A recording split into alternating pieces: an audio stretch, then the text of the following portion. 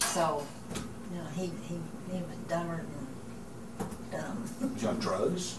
I don't know. I don't know. Okay. But I do know he was a horrible looking guy, because about 6 months before he was in that high-speed chase. And I'll never forget this officer. Well, anyhow, we went down to the, okay, how it was, they caught him, and they wanted, it was on television that night, or that afternoon, evening, whenever, and they wanted Dale to come down to a lineup. And when we got down there, he had said, the police said, has anybody seen the man on television? I said, yes, I did, so they wouldn't let me go in. But Dale hadn't seen it, so he went in, and I'm not sure, Eddie, Glenn, 2, 3 of them went in there to see if they could identify him. And I don't know. Might they have? I mean, is it someone they'd seen before, or? That's what they wanted to wanted, know. okay.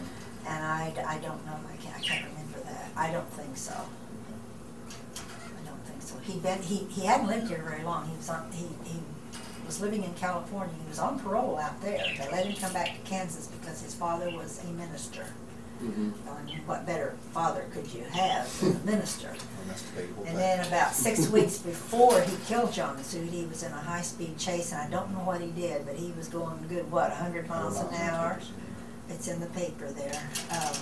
And he crashed his car, and he wound up in a ditch, and about, I don't know, 3 or 4 inches of water, face down. Parole from California for? I don't remember. I don't think I even knew, Daryl. But he was on parole. They let him come here. Well, then he was on parole when he killed from the high-speed chase.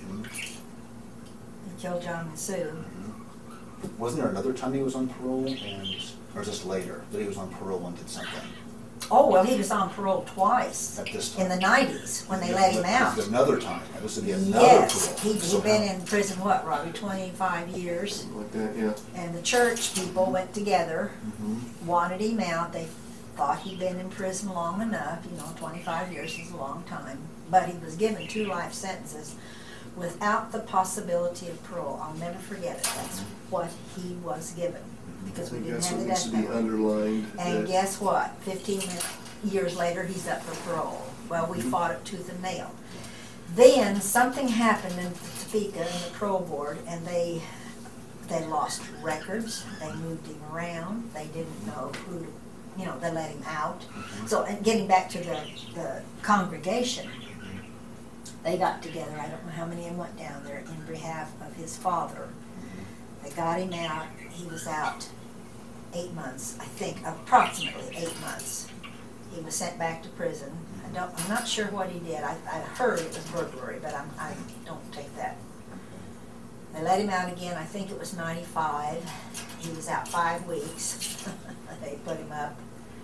Then I was notified in 99 that he was up for parole, and if he got out on parole for killing John Massoud, he would still have to serve time for breaking his parole in 95. I didn't know what they were talking about because I didn't know he was out.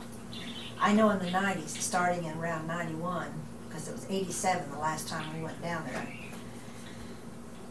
I started calling down at the DA's office to see what the status was. And each time they said, oh yeah, he's still here, he's in prison, no problem. I said, well, do you know what's happened? And I distinctly remember asking, have they changed the laws that I don't know about, that they're keeping him in, past the 3?